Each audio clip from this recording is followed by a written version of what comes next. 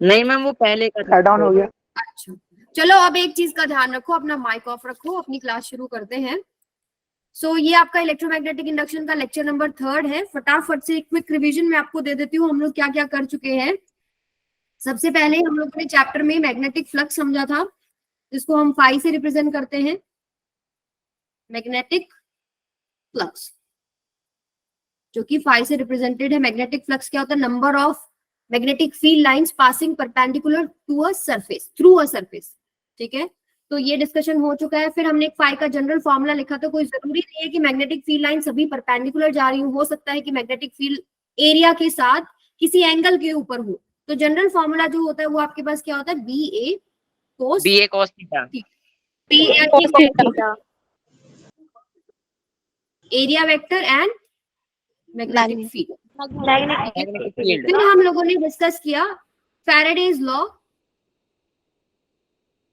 ठीक है, जिसमें पहला लॉ क्या आता है कि if there is change in magnetic flux linked to a conductor, then EMF will induce, and if that conductor forms a closed coil, then induced current will flow through it. याद आ गया सबको first law? बताइए। Yes ma'am. दोबारा से repeat करती हूँ, लिख नहीं रही मैं। दोबारा बताना मैंने एक बार दोबारा से बोल रही हूँ बेटा। Whenever there is change in magnetic flux linked to a conductor, EMF will induce in the conductor, and if that conductor forms a closed circuit or closed coil, then induced current will flow through it. याद आ गया अभी? Clear है सबको? भाई जब भी आपका magnetic flux का चेंज होता है कंडक्टर से रिलेटेड तो उसमें EMF इंड्यूस होता है, और अगर वो कंडक्टर एक क्लोज सर्किट बना रहा हो या एक क्लोज कॉइल हो तो वहां पर करंट इंड्यूस होता है। फिर हमारे पास जो सेकेंड लॉ है, सेकेंड लॉ क्या कहता है कि जो मैग्नीट्यूड है ऑफ इंड्यूस्ड EMF वो किसके प्रोपोर्शनल होता है? सेकेंड लॉ क्या कहता है? E is directly proportional to delta phi by में डेल्टा टी, यानी rate of change of magnetic flux. कितना तेजी से आपके पास मैग्नेटिक फ्लक्स बढ़ रहा है, कितना तेजी से घट रहा है, इसके ऊपर EMF का मैग्नीट्यूड प्रोपोर्शनल होता है। ठीक है, अगर हम प्रोपोर्शनलिटी साइन वगैरह हटाएं तो कांस्टेंट की वैल्यू 1 आती है हमारे पास, डेल्टा फाई बाय में डेल्टा टी। इसको हम लिखते हैं एवरेज EMF। जब आप एक टाइम पीरियड की बात करें कि भाई इतने टाइम में कितना आपके पास मैग्नेटिक फ्लक्स चेंज हुआ है, और E इंस्टेंटेनियस क्या होता है? डी फाई बाय में dt। अगर मुझे करंट निकालना हो तो करंट क्या आएगा? कॉइल जो है आपके पास उसका रेजिस्टेंस इनटू में डेल्टा फाई डेल्टा टी, कुछ भी कर सकते हो आप। E बाय में R होता है, E की वैल्यू पुट करो बाय में R। ठीक है, ये आपके पास इंड्यूस्ड करंट है। इसके बाद अगर कॉइल में एक से ज्यादा टर्न्स है, मतलब नंबर ऑफ कॉइल्स है, एक कॉइल नहीं है बहुत सारी कॉइल्स है, तो हम लोग क्या करते हैं? N से मल्टीप्लाई करते हैं। EMF इंड्यूस्ड टोटल कितना हो जाएगा? N से मल्टीप्लाई हो जाएगा। I कितना हो जाएगा? N से मल्टीप्लाई हो जाएगा। क्लियर है ये चीज सबको? Yes ma'am. फिर थर्ड चीज हम लोगों ने जो लास्ट टाइम डिस्कस किया था वो हमारे पास था लेंस लॉ। लेंस लॉ क्या कहता है बताओ सर? हैंड रेज करो। It gives direction. Lenz law क्या कहता है आपके पास? डायरेक्शन ऑफ इंड्यूस्ड करंट के बारे में बताता है। डायरेक्शन ऑफ करंट है उसके अपोजिट डायरेक्शन में इंड्यूस्ड करंट मैं अपोज करता है। अच्छा ठीक है, चलो मैं चेंज ऑफ करंट को अपोज करता है। मैं बताऊं क्या मैम? अब मैं बताता हूँ। बोलो तुषार। मैं बता रहा हूँ। According to Lenz law the direction of induced current is such that it always oppose the cause to the production. अच्छा ठीक है, तो डायरेक्शन ऑफ में से देख के बोल दिया इसमें। वो उसका डेफिनेशन से मुझे समझ में आ गया। अकॉर्डिंग टू लेंस लॉ बोल रहा है, इसका मतलब देख के बोल रहा हूँ। ठीक है, तो direction of induced current is such that it opposes the cause reducing it। Clear है ये चीज सबको? मतलब जिस कारण से आपके पास करंट इंड्यूस हुआ उसी कारण को अपोज करे। सपोज एक कॉइल से रिलेटेड मैग्नेटिक फील्ड लाइंस बढ़ रही है तो करंट का डायरेक्शन ऐसा होना चाहिए कि मैग्नेटिक फील्ड लाइंस घटे। सपोज किसी कॉइल से रिलेटेड मैग्नेटिक फील्ड लाइंस घट रही है तो करंट का डायरेक्शन ऐसे होना चाहिए कि वो उसको सपोर्ट करे। ठीक है, तो जो जिस चेंज की वजह से करंट आया उसी चेंज को अपोज करना है। ठीक है, और एक चीज हम लोगों ने इमोशनल ये आपके पास जब मूविंग कॉइल वाला किया था कि कॉइल और मैग्नेट हमने लिया था। मैग्नेट अगर पास आ रहा है तो उसके पास आने की वजह से मैग्नेटिक फील्ड लाइंस में चेंज होता है, तो हम उसको दूर भगाना चाहते हैं, उसके हिसाब से हमारा करंट का डायरेक्शन आता है। अगर दूर जा रहा है तो दूर जाने से मैग्नेटिक फील्ड लाइंस में चेंज आ रहा है तो हम उसको पास बुलाते हैं।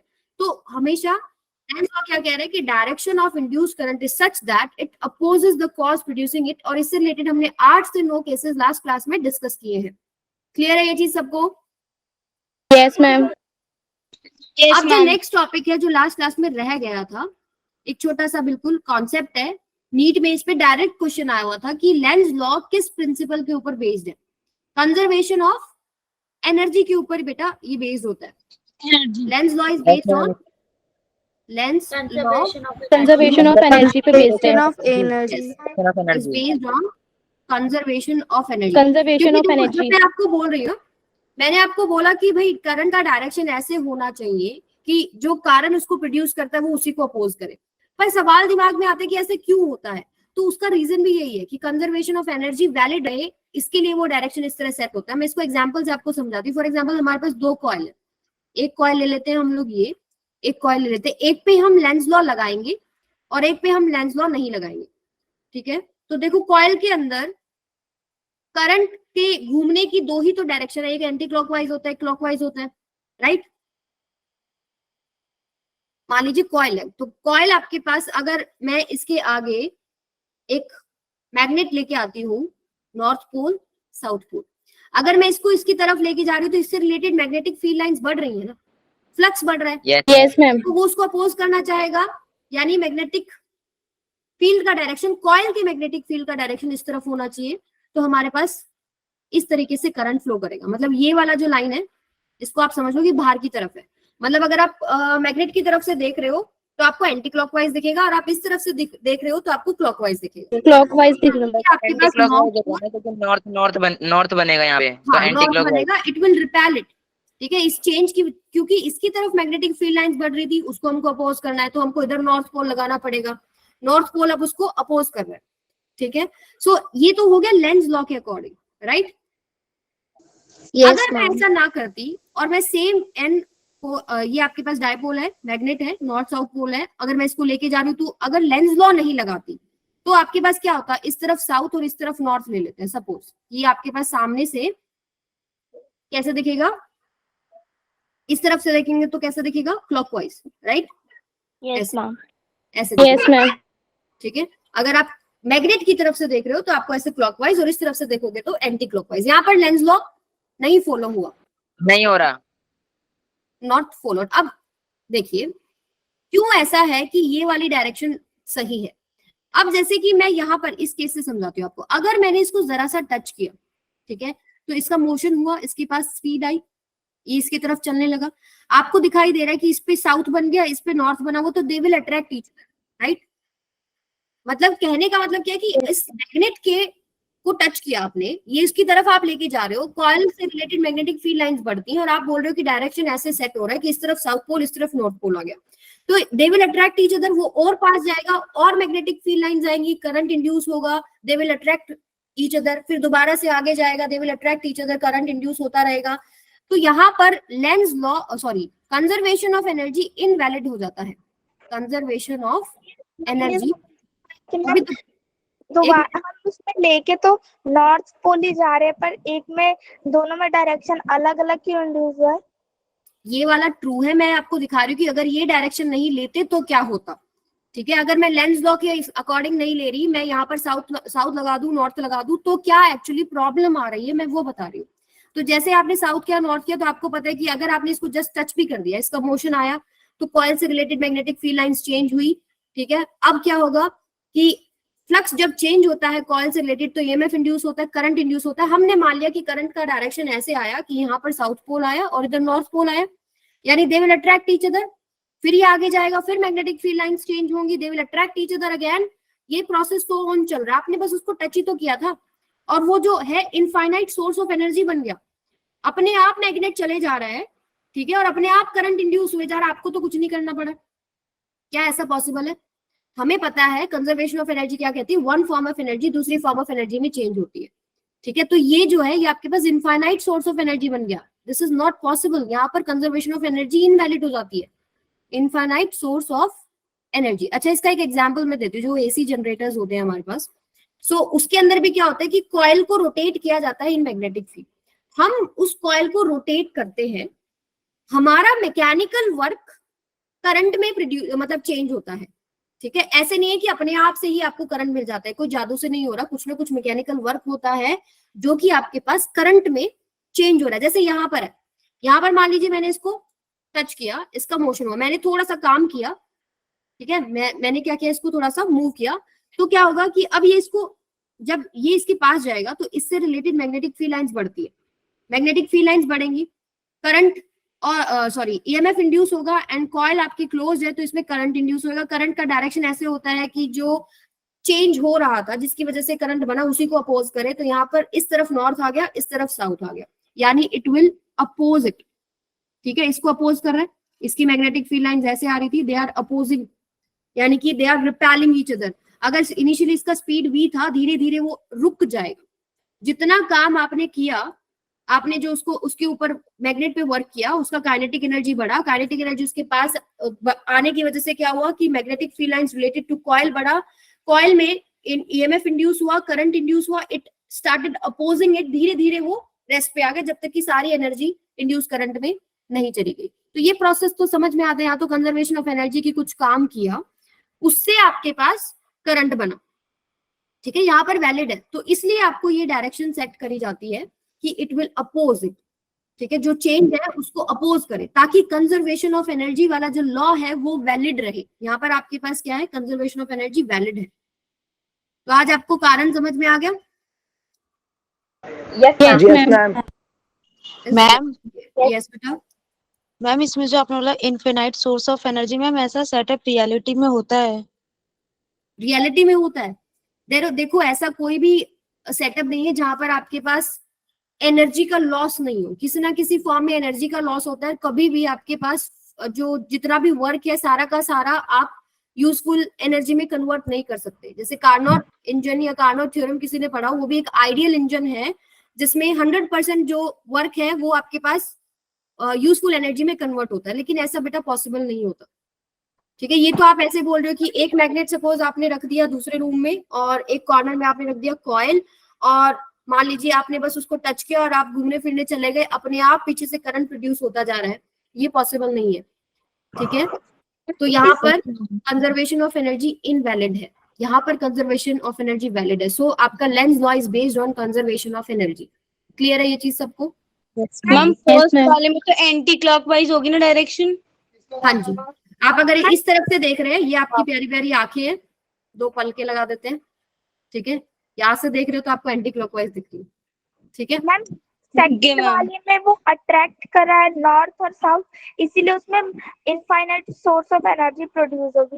उसमें बात ही होगी ना बेटा, देखो यहाँ पर आपको कुछ करना नहीं पड़ा और अपने आप वो अट्रैक्ट होता जा रहा है, करंट इंड्यूस होता जा रहा है, अट्रैक्ट होता जा रहा है, करंट इंड्यूस होता जा रहा है।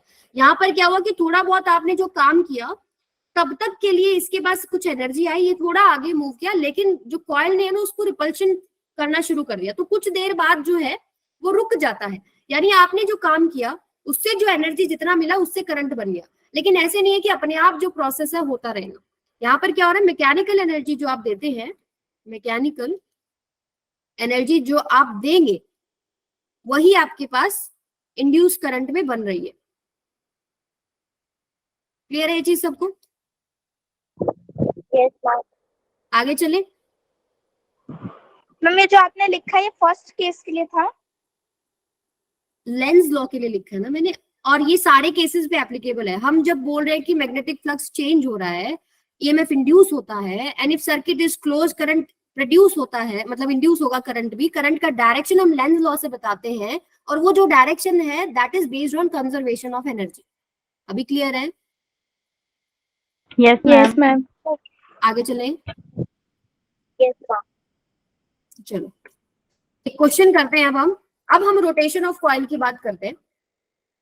सवाल आपका ये है कि find average induced EMF in the coil if it rotates 60 degree in 0.2 second. अगर ये कॉइल 60 डिग्री घूमती है 0.2 सेकेंड के अंदर, तो कितना एवरेज इंड्यूस्ड ईएमएफ होगा? पहला सवाल। दूसरा सवाल, एवरेज इंड्यूस्ड करंट कितना होगा और उसका डायरेक्शन किधर होगा?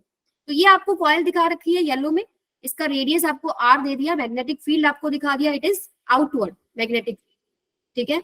अब मैग्नेटिक फील्ड को चेंज नहीं कर रहे हम, एरिया को चेंज नहीं कर रहे हम, कॉइल को रोटेट कर रहे हैं in magnetic field. Resistance of coil आपको दे दिया, अब आपको इंड्यूस ईएमएफ निकालना है, इंड्यूस करंट निकालना है और एवरेज वैल्यूज निकालनी है। So try it for 2 to 3 minutes. Approach सोचे कि किस अप्रोच से आप इस क्वेश्चन को शुरू करेंगे, कहाँ क्या करेंगे, कैसे मैग्नेटिक फ्लक्स निकालेंगे। सारे जो आपके फॉर्मूले हमने किए अभी मैंने रिवाइज कराए वही लगने और कुछ नया नहीं लगना। कोशिश करो और बताओ मुझे आंसर क्या आएगा। और सभी अपना माइक ऑफ रखेंगे।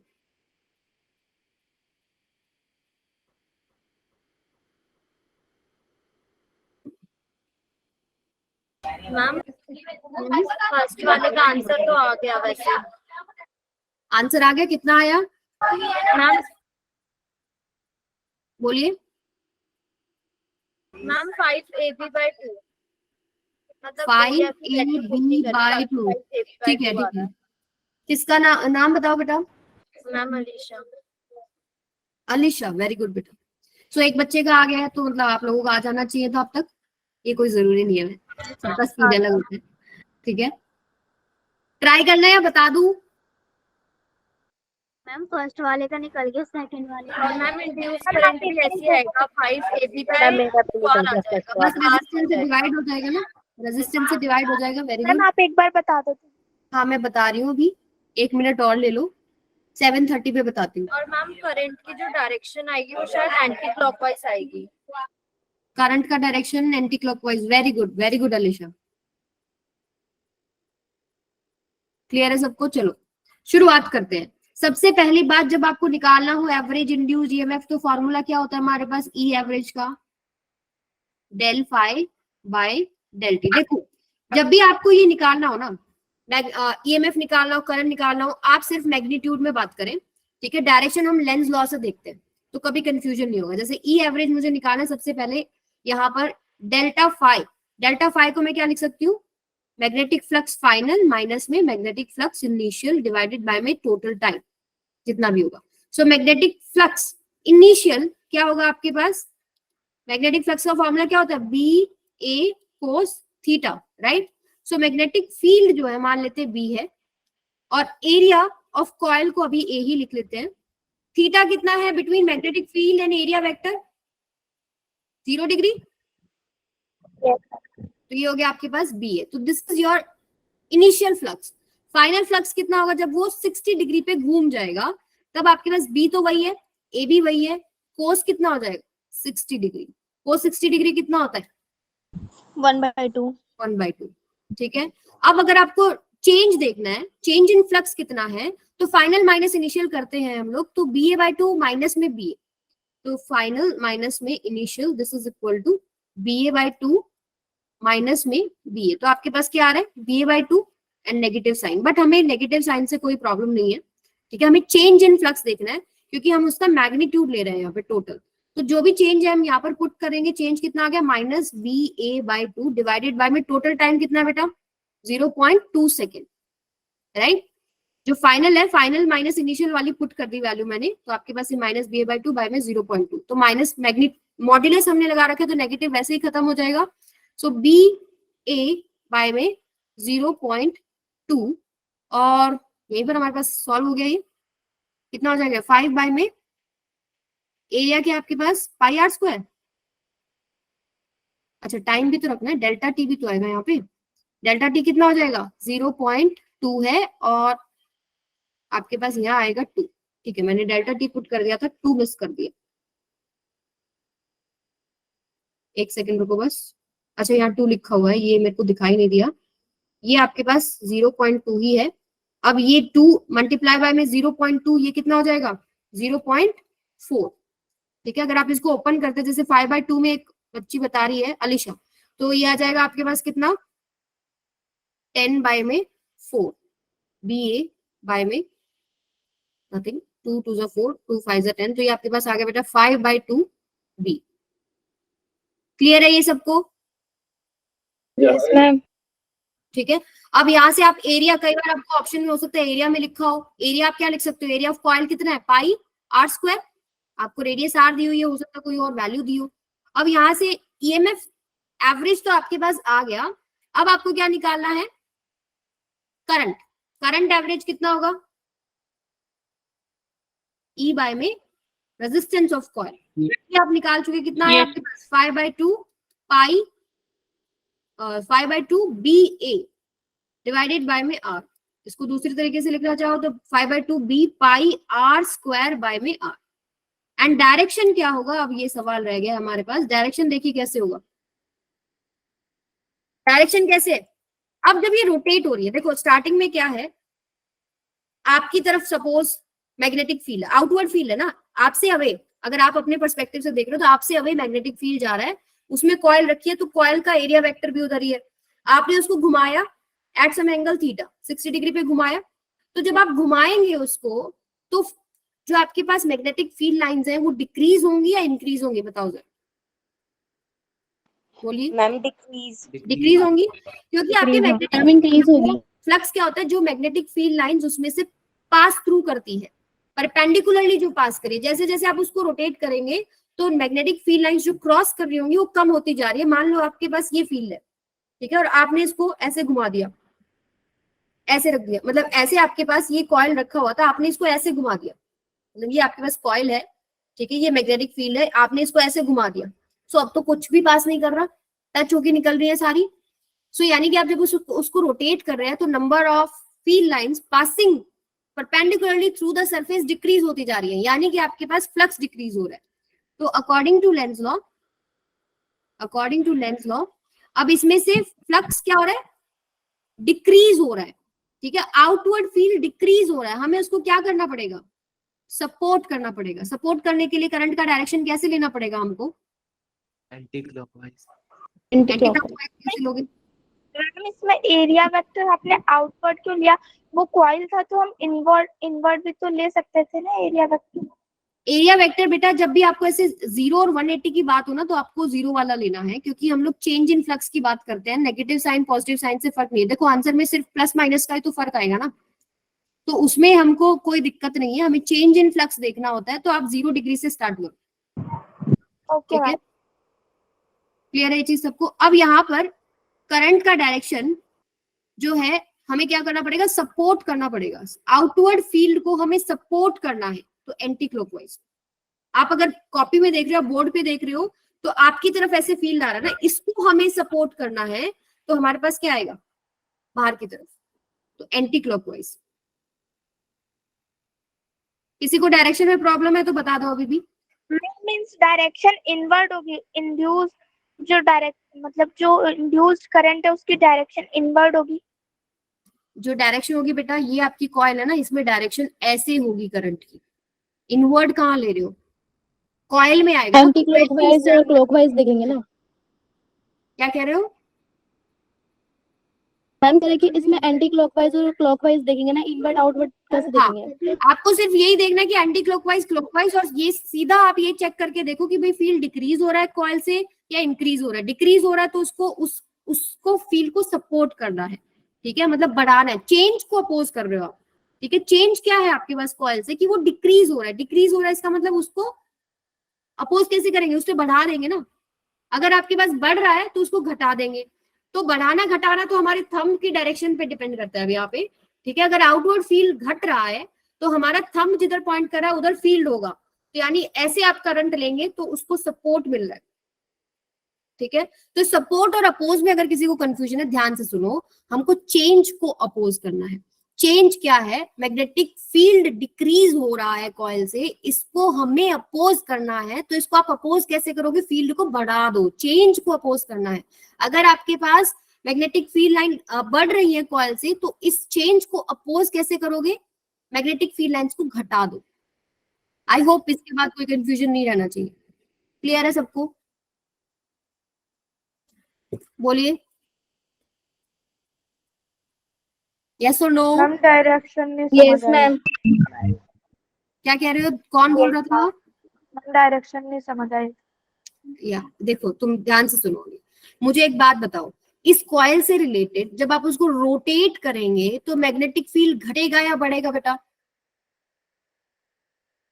अब आप मैम notice- बढ़ेगा। शुरुआत में आपको सामने कॉइल दिख रही है ना, क्वेश्चन में आपको सामने कॉइल दिख रही है, उसमें से 10 फील्ड लाइंस जा रही है। अब आप उसको ऐसे घुमाओगे तो 10 की बजाय 8 जाएंगी, ऐसे घुमाओगे 6 आएंगे, ऐसे घुमाओगे तो एक भी नहीं जाएगी। सो मैग्नेटिक फील्ड लाइन घट रही है ना, यानी कि फ्लक्स घट रहा है। फ्लक्स क्या होता है? B A cos theta, B घट रहा है, ठीक है। तो आपके पास क्या घट रहा है? फ्लक्स घट रहा है, ठीक है। मैग्नेटिक फील्ड आपके पास डिक्रीज हो रहा है, फ्लक्स डिक्रीज हो रहा है, ईएमएफ इंड्यूस होगा, करंट इंड्यूस होगा। अब डिक्रीज हो रहा है, लेंज लॉ के हिसाब से क्या है कि भाई जो भी चेंज की वजह से वो करंट आया है, उस चेंज को अपोज करना है। अब डिक्रीज होने की वजह से करंट आया है, तो अब क्या करना पड़ेगा? फ्लक्स को बढ़ाना पड़ेगा। फ्लक्स को बढ़ाओगे कैसे? उसी की डायरेक्शन में मैग्नेटिक फील्ड लाइन आपको लेके आना पड़ेगा। अब बाहर की तरफ घट रही थी, तो बाहर की तरफ अपने थंब को रखो, यानी अब आपने उसको सपोर्ट कर दिया। अब फिंगर जिधर कर्ल कर रही है वो डायरेक्शन कॉइल के अंदर इंड्यूस करंट का होगा। क्लियर है? क्लियर है बेटा? Yes ma'am. ये 2-3 बार खुद करके देखो, समझ में आ जाएगा। अगले क्वेश्चन पे चलते हैं। फाइंड एक बार इंड्यूस, पीछे वाली स्लाइड आ दो, क्या कह रहे हो? सॉल्व करना था। मैम पीछे वाली स्लाइड दिखा दो, उसको हाँ, क्वेश्चन कर दो। देखो देखो मैम क्वेश्चन वाली, जिसमें क्वेश्चन था। नीचे। नेटवर्क प्रॉब्लम हो रहा है आप लोगों की, दोबारा से ज्वाइन मैम आगे कर लीजिए। चलें आगे। Yes ma'am. Yes ma'am. Yes ma'am. चलो अब थोड़ा सा स्पीड अप करते हैं, बीच में ज्यादा नहीं टोकना। क्वेश्चन है find induced EMF in coil in half turn, in full turn. Third part है charge flown in coil in half turn. B is equal to 4 × 10⁻⁻² tesla outward field है ये, ठीक है। और फील्ड आपके पास चेंज नहीं हो रहा है, सिर्फ रोटेशन की वजह से मैग्नेटिक फील्ड लाइंस बढ़ेंगी या घटेंगी और फ्लक्स चेंज होगा, एनईएमएफ इंड्यूस होगा, करंट इंड्यूस होगा। कुछ चीजें आपको दे रखी है। Angular velocity 300 revolution per minute, area of coil 25 centimetre square, resistance of coil 4 ओम। तो सबसे पहले पार्ट 1 करो, और पार्ट 1 के लिए मैं आपको 2 मिनट देती हूँ, ठीक है। एक बार कोशिश करो और कोई अपना जवाब नहीं बताओ मेरे को, मैं जब आपको कराऊं तो उसके साथ मैच करना, नहीं तो फिर हम एक ही प्रॉब्लम को बहुत रिपीटेडली 3 बार में 4 बार अलग अलग बच्चे को बता रहे हो ना, तो उससे टाइम बहुत वेस्ट हो रहा है। तो आप लोग ट्राई करो, सॉल्व करो, जो भी 2-4 स्टेप आपको जहां तक भी निकलता है वहां तक कोशिश किया करो। उसके आगे फिर आपको मेरा पार्ट जो मैं कराऊंगी वो समझ में आ जाएगा। जिसका हो जाए एक बार हैंड रेज कर लेना आपने। So induced EMF in coil first in half turn. सबसे पहले आपको हाफ टर्न के अंदर निकालना है बेटा, इन हाफ टर्न। दिया हो गया बेटा? हर्षा का भी हो गया? Very good. बाकी बच्चे भी ट्राई करें, 2 मिनट लगाएं जरा सवाल के ऊपर। हाफ टर्न का मतलब क्या है, ठीक है, कितना एंगल चेंज हो रहा है हाफ टर्न के अंदर वो देखिए। तबस्सुम का भी हो गया, वेरी गुड। हाफ टर्न दिया था, एन की वैल्यू 1/2 लेंगे, इसमें एन भी लेंगे। एल क्यों? एल कहाँ है? एल तो मैंने दे भी नहीं रखा कहीं। N N number of turns होता है ना, एन। नंबर ऑफ टर्न कितने हैं? एक ही तो दे रखी है बेटा। हम हाफ टर्न। हाफ टर्न का मतलब है कि उस कॉइल का आधा चक्कर हुआ है, ठीक है। टर्न आधी टर्न करोगे तो फिर वो सर्किट ही क्लोज नहीं रहेगा। मैम को क्या? मैम 3 पॉइंट हो गए वैसे। क्या कह रहे हो? मैम 3 पॉइंट हो गए वैसे, अब पता नहीं गलत आ रहा है मैं सही। बताना शुरू करती हूँ, बाकी सभी मैच करते जाओ। सबसे पहला जो सवाल है इन हाफ टर्न, तो हाफ टर्न के अंदर देखिए क्या हो रहा है। जब आपकी कॉइल देखो, आपको दिख रहा है कि आउटवर्ड फील्ड है, उसके अंदर कॉइल रखी है, आपने उसको घुमाना शुरू किया तो उससे related magnetic field lines pass जो हो रही थी वो डिक्रीज होना शुरू होगी, फ्लक्स डिक्रीज होना शुरू हो गया। फ्लक्स डिक्रीज होगा तो क्या होगा? ईएमएफ इंड्यूस होगा, and this is close circuit, तो करंट इंड्यूस होगा। हाफ टर्न का मतलब ये है कि ये पलट के उल्टी रखी गई है, ठीक है। अगर मैं आपको इसको दिखाऊं, मान लो ये आपके पास ये कॉइल है, इसको घुमा के ऐसे कर दिया, ठीक है। पहले एरिया वेक्टर हम किधर लेते हैं? मैग्नेटिक फील्ड लाइन आपकी तरफ, मतलब जैसे मैं आपको बताती हूँ ना आपकी तरफ, तो पर्सपेक्टिव थोड़ा चेंज हो जाता है। आप क्वेश्चन से देखो, क्वेश्चन में क्या आपको ये कॉइल रखी है, मैग्नेटिक फील्ड लाइन इससे बाहर आ रही है, ठीक है, ऐसे समझ में आएगा। तो यहाँ पर आपके पास एक कॉइल है, कॉइल से रिलेटेड मैग्नेटिक फील्ड लाइन बाहर आ रहा है, ठीक है। एरिया वेक्टर भी किधर होगा? इसका बाहर की तरफ हम लेंगे। एंगल कितना होगा बेटा उसके अंदर? 0 डिग्री, 0 डिग्री हो गया ना। अब जब आप इसको आधा रोटेट कर देंगे तो मैग्नेटिक फील्ड का डायरेक्शन तो अब भी बाहर है, लेकिन अब एरिया वेक्टर का डायरेक्शन किधर हो गया, उल्टा हो गया ना। एंगल कितना हो गया उनके बीच में, 180 डिग्री। ठीक है, तो ईएमएफ इंड्यूस जो होगा आपके पास, ईएमएफ इंड्यूस होगा आपके पास होगा ये डेल्टा फाई बाय में delta t. So delta phi होगा फाइनल फ्लक्स माइनस में इनिशियल फ्लक्स डिवाइडेड बाय में delta t. So initial flux तो सीधा ही आपके पास कितना हो जाएगा, बी इंटू में ए इंटू में कोस 0 डिग्री, क्योंकि इनिशियली तो 0 एंगल बन रहा है ए और बी में, तो यानी बी ए बन गया। फाइनल फ्लक्स क्या हो जाएगा, बी ए कोस 180 डिग्री। ठीक है, तो ये बन गया आपके पास माइनस बी ए। फ्लक्स की वैल्यू निकालेंगे तो आपके पास फाइनल है माइनस बी ए माइनस इनिशियल कितना है बी ए डिवाइडेड बाय में मुझे टोटल टाइम चाहिए 300 रिवोल्यूशन मिल रहा है 1 मिनट के अंदर। 1 मिनट में होते हैं 60 सेकेंड्स, तो 300 रिवोल्यूशंस में कितना आपके पास टाइम लग रहा है 60 सेकेंड।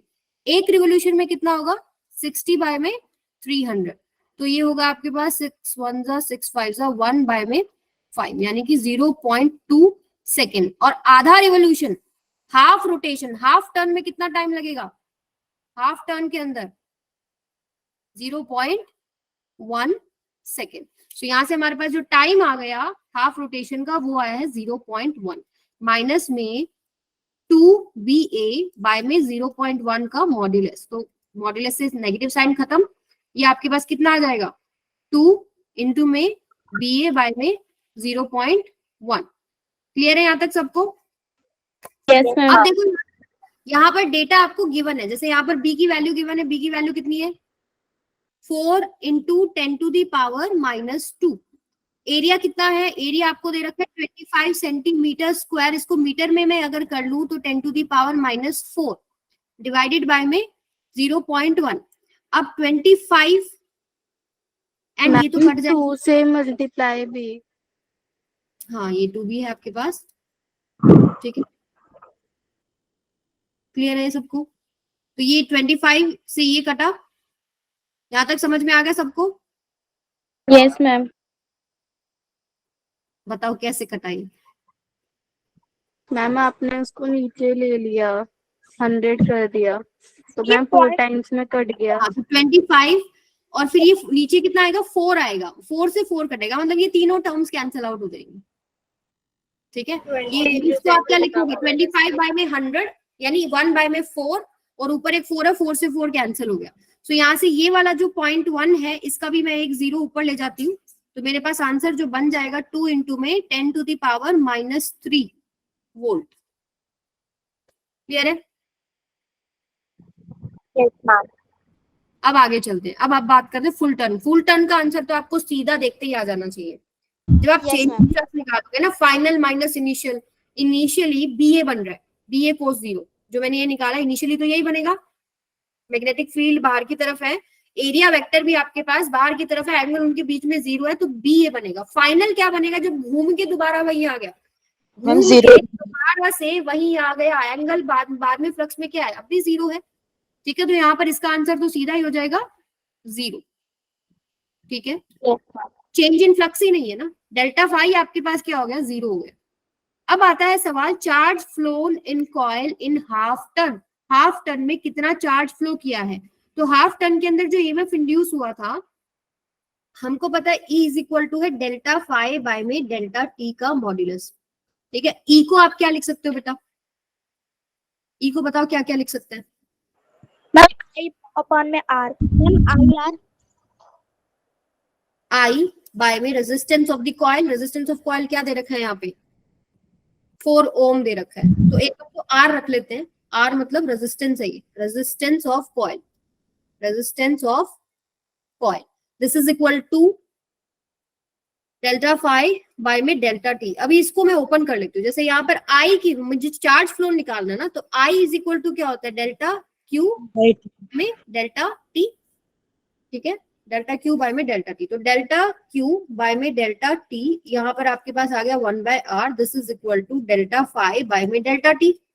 तो यहाँ से डेल्टा टी से डेल्टा टी कैंसिल हो गया, तो आपके पास आर तो मल्टीप्लाई में होगा ना, आपने डिवाइड में लिख दिया। हाँ, अभी मैं देखा जब मैं यहाँ लेके जा रही थी आर को तब समझ में आया। यहाँ पर आपके पास क्या आएगा, मल्टीप्लाई में v is equal to R I होता है ना, तो r इंटू में i, तो यहाँ पर आपके पास डेल्टा क्यू क्या आ जाएगा बेटा, 1/r इंटू में डेल्टा फाई। तो ये फॉर्मूला आप याद भी रख सकते हो, यू कैन रिमेम्बर इट, कि जो चार्ज फ्लो होता है that is equal to change in flux by में रेजिस्टेंस ऑफ द कॉइल। अब चेंज इन फ्लक्स क्या हो रहा था आपके पास, हाफ टर्न के अंदर यहाँ निकाला था ना आपने चेंज, ये रहा -2ba यानी 2ba। मैग्नीट्यूड की बात करते हैं, चेंज इन फ्लक्स कितना था, 2ba divided by resistance of coil कितना है बेटा, 4। अगर हम ये सारी वैल्यू पुट करें, 2b की वैल्यू कितनी थी, 4 into 10 to the power -2, 4 into 10 to the power -2। Area कितना है आपके पास, 25 into 10 to the power -4 divided by में 4। तो अगर मैं इसको सारे को कैंसिल करूं तो ये बनेगा 2 1 जा 2 2 जा 1/2 इंटू पावर -4। एक सेकेंड, इसको आप क्या लिख सकते हो, 0.5 इंटू 10 टू द पावर -4, और you can write it 5 into में 10 टू द पावर -5 कूलम। हाँ बोलो बेटा, आप बोलो। मैम 2ba के नीचे मैम अपॉन में मैम 0.1 नहीं आएगा?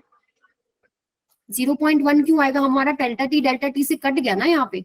आपको सिर्फ चेंज इन फ्लक्स लेना है ऊपर, बाय में डेल्टा टी नहीं लेना। ये रेजिस्टेंस, ठीक है। किस किस का सही था बताओ, हैंड रेज करो।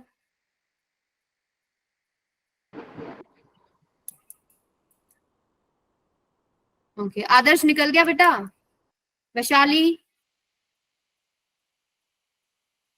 तुषार, अभय, सबका निकला कि नहीं निकला? Yes ma'am. फिर आगे चले, अगला सवाल करें। जी मैम। अच्छा, इसमें कुछ और भी पूछा था? नहीं, तीनों पार्ट हमारे हो गए हैं। अब आगे सवाल करते हैं।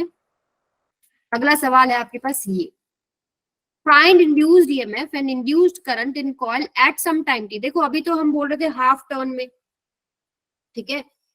किसी भी समय पर अगर हम निकाल रहे हैं instantaneous, and plot graph of induced current and time. Induced current and time का आपको ग्राफ प्लॉट करना है, ठीक है। दिस इज इंपॉर्टेंट क्वेश्चन, इससे आपका कॉन्सेप्ट स्ट्रांग होगा। तो एक बार कोशिश करो, किसी भी टाइम टी के ऊपर क्या कहानी हो रही है, कैसे आप ईएमएफ को लिखेंगे, थोड़ा सा सोचो, मतलब 2 मिनट सोचो। मैं ये नहीं कह रही कि आंसर निकालो, आप एक बार सोचो कि कैसे इस प्रॉब्लम को हमें अप्रोच करना है, फिर हम सॉल्व करते हैं। Ma'am d -d/dt dA cos omega t से E is equal to d5i में dt, ठीक है। इससे करो इंस्टेंटेनियस, किसी भी टाइम के ऊपर at any time t, at any time t। देखो सबसे पहले तो एट एनी टाइम t की जब बात करें तो सोचो कहीं, हाँ जी, इसमें फाइनल माइनस इनिशियल नहीं करना ना, एक टाइम पे बस रख देनी है वैल्यू। इंस्टेंटेनियस में नहीं करना, वो जब आपको टाइम पीरियड के लिए पूछा होता है ना तब करना होता है एवरेज वैल्यू। यहाँ पर आपको इंस्टेंटेनियस निकालनी है। सो यहाँ से युवराज हो गया बेटा, युवराज कुमार हो गया आपका सवाल। रिया, हैंड रेज किए हुए तुम दोनों ने। देखो किसी भी टाइम टी की कहानी अगर हम बनाए तो सबसे पहले ड्रॉ करते हैं, यही वाली कॉइल को हम ड्रॉ करते हैं। ये आपके पास मैग्नेटिक फील्ड है, और किसी भी टाइम के अंदर, टी टाइम के अंदर सपोज ये आपके पास इनिशियल पॉइंट है, तो ये कॉइल अंदर जाएगी, रोटेट कर रही है, तो रोटेट कर रही है ना। इसको घुमा रखा है, देखो ओमेगा से घुमा रखा है इसको। Time t is equal to 0 पे आपको यहाँ शो कर रखा है, रेजिस्टेंस ऑफ कॉइल दिया हुआ है, इनवर्ड मैग्नेटिक फील्ड है, आपने इसको रोटेट किया है। रोटेट करने का मतलब क्या है कि मान लीजिए आपके पास अब ये थोड़ा सा इसके अंदर आ गई है, ऐसे आ गई, ठीक है। पहले इससे कोई मैग्नेटिक फील्ड लाइन नहीं जा रही थी, अब ये जब फील्ड के अंदर आएगी तो कुछ ना कुछ मैग्नेटिक फील्ड लाइन जाएगी। अब इससे जाएगी या नहीं जाएगी? Yes ma'am. Magnetic field line इससे ज्यादा क्रॉस करने लगेंगी। जैसे जैसे आप इसको आगे लेते जाओगे मैग्नेटिक फील्ड लाइंस बढ़ती जाएंगी। सो बेसिकली यहाँ पर फ्लक्स इंक्रीज हो रहा है। क्या हो रहा है? फ्लक्स इंक्रीज हो रहा है, ईएमएफ भी आएगा, और आपके पास क्लोज सर्किट है तो करंट भी आएगा। यस और नो? Yes ma'am. सपोज करते हैं हम लोग क्या कि ma'am magnetic field multiply by change in area करते हैं ना, BLV। BLV।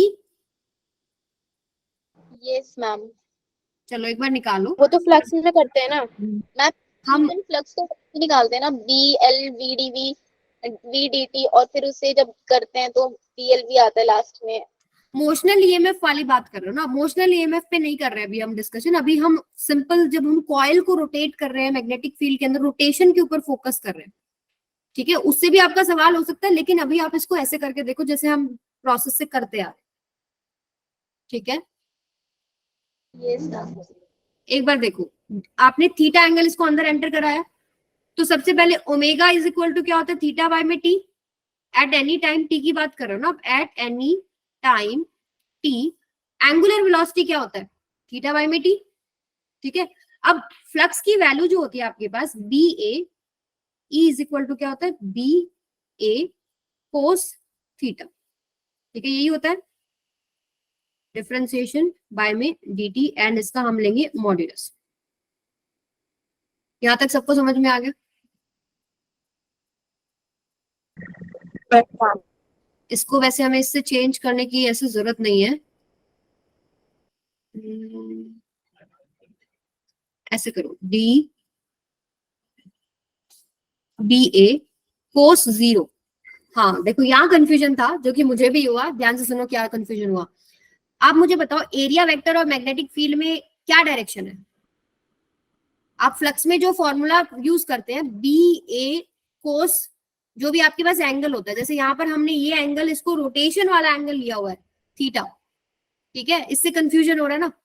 आपका जो एंगल हम लोग लेते हैं BA cos theta, theta is angle between magnetic field and area vector. So magnetic field inward है, ठीक है। एरिया वेक्टर भी हम लोग इनवर्ड ले लेते हैं। एंगल कितना हो गया बेटा, 0 हो गया ना, 0 डिग्री। यहाँ पर कोस 0 हो गया। और ये जो थीटा है, ये आपके पास है कि वो कॉइल कितना एंगुलर डिस्प्लेसमेंट कर रही है पर मिनट टाइम। और जो आप एंगल लेते हैं BA कोस थीटा में, तो आप इस कंफ्यूजन को हटा ही दो। यहाँ पर आप क्या कर लो, थीटा डैश कर लो, ये थीटा डैश कर लो, अब कंफ्यूजन नहीं होगा। अब यहाँ पर क्या था, कोस थीटा हम लेते हैं, that theta is between B and A। और ये जो थीटा डैश है, ये आपने कितना एंगल उस मैग्नेटिक फील्ड के अंदर एंटर करा दिया है, वो है, ठीक है। सो यहाँ से आपके पास क्या हो जाएगा, d/dt ऑफ BA। अब यहाँ पर क्या चीज पुट करें बताओ, B और A। एरिया निकाल सकते हो, कैसे निकालोगे एरिया? आपका अंदर जो कोड बन रहा है, वो कोड देखो क्या बन रहा है आपके पास, ये जो कोड बन रहा है यहाँ पर, अगर हम इसको बाहर निकालें तो इसका एरिया क्या है आपके पास, थीटा। सो इसका जो ये आपके पास क्या हो गया, रेजिस्टेंस, और सॉरी रेडियस। सो यहाँ पर इसका एरिया क्या हो जाएगा, हाफ इंटू बेस आपके पास r हो गया, और इंटू में हाइट आपके पास क्या आएगा, ये आर्क लेंथ क्या होती है आपके पास, arc length theta is equal to L upon R या फिर आर्क R लेंथ अपॉन आपके पास होती है, थीटा इज इक्वल टू होता है L/R। तो आर्क लेंथ क्या हो जाती है, थीटा इंटू में r। r क्या आपके पास, रेडियस। तो यहाँ से आपके पास r इंटू में थीटा, तो हाफ r स्क्वायर थीटा। समझ में आ गया सबको? तो यहाँ से हमारे पास E की वैल्यू जो आई थी, d/dt ऑफ BA, E की वैल्यू क्या आई थी आपके पास, आ गया मेरा कर्सर, हाँ जी, E की वैल्यू आपके पास आई है d/dt ऑफ BA। तो यहां से हम लोग क्या पुट कर सकते हैं, d/dt B, एरिया आपके पास क्या आ गया, half r square theta. Theta, ठीक है। अब B तो कांस्टेंट है, वो तो हम चेंज ही नहीं करें, 2 भी कांस्टेंट है, रेडियस का स्क्वायर भी कांस्टेंट है, एंड बचा d थीटा बाय में dt, ये क्या हो जाएगा, ओमेगा। ओमेगा क्या होता है, angular displacement bye angular time ना, एंगुलर इंस्टेंटेनियस की हम Yes, बात ma'am. कर रहे हैं तो d थीटा बाय dt ले रहे हैं। तो यहाँ से आपके पास क्या आ गया, half b r square omega. ये आपके पास आ गया magnitude of EMF induced in this coil. यहाँ तक किसी को कोई प्रॉब्लम?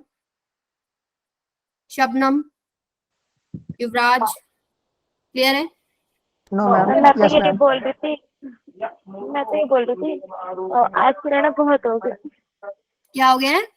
मैम, आज के लिए बहुत हो गया। अच्छा ये सवाल पूरा कर लो, फिर छोड़ देंगे। डन। 5 मिनट से 6 मिनट लगेंगे। Okay, अभी ma'am. पूरा नहीं हुआ है सवाल, अभी तो एक ही पार्ट किया हम लोगों ने। हमने ईएमएफ इंड्यूस कर निकाला है, अभी करंट इंड्यूस क्या होगा? करंट इंड्यूस के लिए आप क्या करोगे? रेजिस्टेंस से डिवाइड कर दोगे, आई क्या हो जाएगा? इसमें 1/r ऑफ, इसमें एरिया जो है हम लोगों ने ऐसे क्यों लिया, मतलब ट्राइंगल क्यों लिया सिर्फ? देखो आपकी कॉइल है ना, देखो ये कॉइल थी, आपकी कॉइल कितना एंटर करी, एरिया तो वही है ना मैग्नेटिक फील्ड में। तो जैसे मैम आप- जितना मैग्नेटिक फील्ड में जाएगा उतना ही पोर्शन लेंगे, हाँ क्योंकि उतना ये ही तो पूरा सेमी सर्कल था ना। हाँ टी टाइम के ऊपर हमने मान लो ऐसे लिया, तो हमको ये लेना था, ये चीज। ओके मैम, ठीक है। ओके, तो ये आपके पास जो एरिया निकलता है इस तरीके से सर्कल का एक सेक्शन का, वो हम ऐसे ही निकालेंगे, आर्क लेंथ से मल्टीप्लाई कर देंगे में आर को, in half into base into height वाला जो फॉर्मूला है वो लगा लेंगे। हम मान लेते हैं कि ये जो एंगल है ये 90 पे, क्लियर है? तो यहाँ से आप निकाल सकते हो half into base into height. So आप देखो एक इंटरेस्टिंग चीज इस फॉर्मूले से आपको जो समझ में आती है, it does not depend upon time. जो आपके पास इंड्यूस्ड ईएमएफ और इंड्यूस्ड करंट है, E and I does not depend on time, यानी मैग्नीट्यूड तो यही रहने वाला है पूरा रोटेशन के अंदर। डायरेक्शन लेंस लॉ के हिसाब से आएगी। अब जैसे इसके अंदर मुझे डायरेक्शन बताओ करंट इंड्यूस का क्या होगा according to Lenz law? Magnetic field बढ़ रहा है ना, मैग्नेटिक फील्ड किधर बढ़ रहा है? जब आप कॉइल को अंदर लेके आ रहे हो किधर बढ़ रहा है?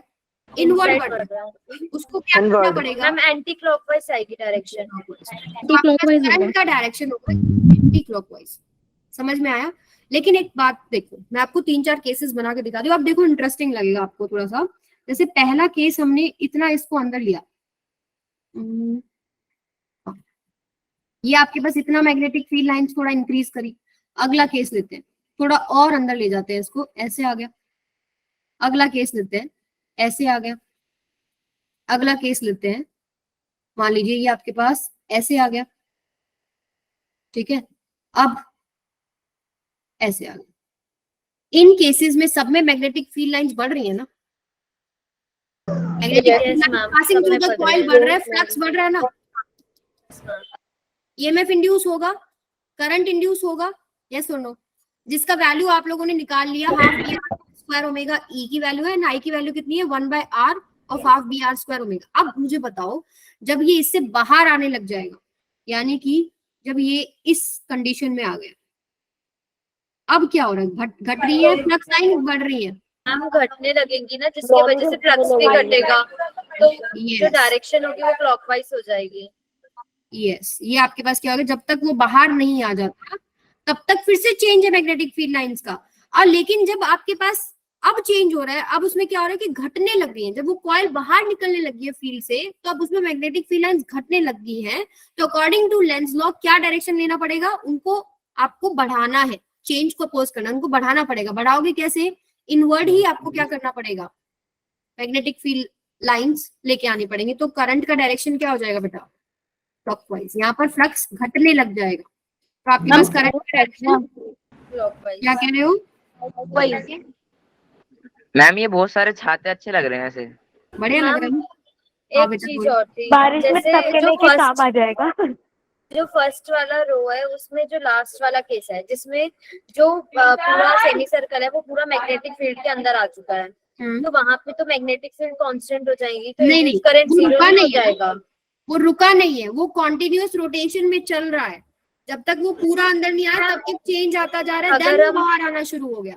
अगर हम एट दैट टाइम देखें तो उस टाइम पे तो इंड्यूस करंट जीरो हो जाएगा ना, जब वो उसके वहां पे आके इनका मैग्नेटिक फील्ड में ही है। बेटा प्रोसेस देखिए ना, क्या प्रोसेस ये नहीं है कि आप एट इंस्टेंट रुक रहे हो। रुक गए तो ठीक है, वहां पर मैग्नेटिक फील्ड जो है चेंज ही नहीं होगा। आपका प्रोसेस कॉन्टिन्यूअस है, 1 second 2 second 3 second continuous time चल रहा है, उसका रोटेशन होता जा रहा है। पहला जो रोटेशन है यहाँ से यहाँ तक का, यहाँ से यहाँ तक का जो रोटेशन है, इसमें तो मैग्नेटिक फील्ड लाइन बढ़ रही थी, ठीक है? तो लेंस लॉ के अकॉर्डिंग करंट का डायरेक्शन ऐसे आया, ऐसे थी ना आपके मैग्नेटिक फील्ड लाइंस। तो इसको मुझे अपोज करना था, क्योंकि इनवर्ड मैग्नेटिक फील्ड लाइंस बढ़ रही है। अब ये यहाँ पर बढ़ती जा रही है, फ्लक्स आता जा रहा है, ईएमएफ आता जा रहा है, करंट इंड्यूस होता जा रहा है, यहाँ तक हो रहा है। लेकिन इसके बाद स्विच हो जाएगा, स्विच होता क्योंकि इसके जस्ट बाद ये थोड़ा सा बाहर आ जाएगा ना, हल्का सा। कॉन्टिन्यूस प्रोसेस चल रहा है, ठीक है? वो उसके अंदर कांस्टेंट फॉर टाइम नहीं रहे, मतलब वहां पर काफी देर तक वो कॉइल रुका नहीं है, वो कॉइल लगातार चल रहा है। जैसे ही वो उससे बाहर आएगा, आपके पास डायरेक्शन स्विच हो जाएगी, मैग्नीट्यूड वही रहेगा क्योंकि मैग्नीट्यूड हमारे पास टाइम के ऊपर डिपेंड ही नहीं कर रहा था।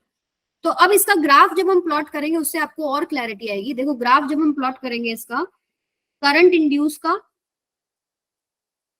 एंड इसका टाइम का, तो आपकी वैल्यू देखो ईएमएफ इंड्यूस और करंट इंड्यूस की आई है। आई की वैल्यू कितनी आई आपके पास 1/r ऑफ कितना आया था, half B R square omega, half B R square omega. एक सेकेंड, यहाँ पर रेजिस्टेंस की वैल्यू यहाँ पर स्मॉल आर कर लो। ये आपके पास ये जो आ रहा है ये क्या है, रेडियस है, ठीक है, इससे कंफ्यूज नहीं होना। तो ये आपके पास आ जाएगा स्मॉल आर। अब ये मान लो कोई भी एक सर्टेन वैल्यू आ गई, मान लो ये आ गई। अब ये टाइम पे तो डिपेंड ही नहीं कर रही, हम हमारे टाइम को बांट लेते हैं, हिस्सों में बांट लेते हैं। जैसे पहला जो टाइम आ गया, टोटल टाइम पीरियड ले लेते हैं, एक रोटेशन का टी है, तो आपके पास पहला आया t/2, फिर आपके पास आया टाइम t, फिर आया आपके पास 3t/2, फिर आया आपके पास 2t, ठीक है। तो t/2 का मतलब क्या है, हाफ रोटेशन जब तक होगी वो टाइम पीरियड। t का मतलब फुल रोटेशन जब होगी, ठीक है। तो फुल रोटेशन का मतलब तो हो गया वो पूरा बाहर आ गया। हाफ रोटेशन में वो हाफ रोटेशन कहाँ से कहाँ तक होगी बताओ, 180 डिग्री। मान लो यहाँ से आप चले हो इनिशियली, ये आपका कंडीशन था, ये था इनिशियल। तो रोटेशनल एंगल के बीच का जो ग्राफ होता है वही है ना, क्या चीज बेटा? मैम ईएमएफ और रोटेशनल एंगल के बीच का ग्राफ, जिसमें मैम ई जो होता है वो 0 हो जाता है at theta 0 degree pi and 2 pi. कौन सा बोल रहे हो, मुझे समझ में नहीं आ रहा। ईएमएफ इंड्यूस और मैम ईएमएफ इंड्यूस और रोटेशनल एंगल के बीच का जो ग्राफ होता है, जिसमें थीटा जो ई जो है वो 0 हो जाता है at theta 0 degree pi and 2 pi, और ई जो होता है वो ई नॉट होता है और थीटा पाई। बिल्कुल बिल्कुल। अच्छा आप ईएमएफ के लिए बोल रहे हो और एंगल के अंदर एंगल के हिसाब से उनके बीच में प्लॉट की बात कर रहे हो ना? हाँ, तो सेम बनेगा आपके पास, उसमें कोई दिक्कत नहीं है, ठीक है।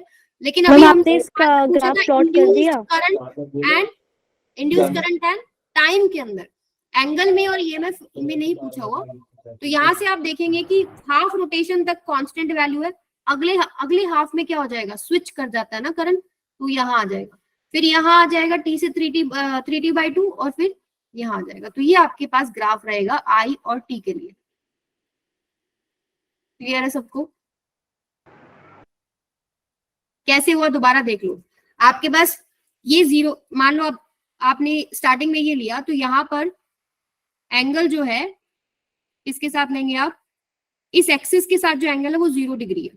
अब आपके पास थीटा हो गया, बढ़ता बढ़ता बढ़ता बढ़ता यहां तक एंगल कितना हो जाएगा, ये 180। आपने यहां से शुरू किया ना, मतलब 0 से लेके आप यहां तक घूम गए। अच्छा okay ma'am, yes ma'am 180 degree हो गया। तो ये आपके पास हाफ रोटेशन आ गया, मतलब यहां तक आपको पता है कि direction of current anti clockwise है ना, यस और नो? यहाँ तक तो आपके पास एंटी क्लॉकवाइज थी, यहाँ पर आने के बाद मैग्नेटिक फील्ड डिक्रीज होना शुरू हुआ था, फिर वो क्लॉकवाइज हो गई थी।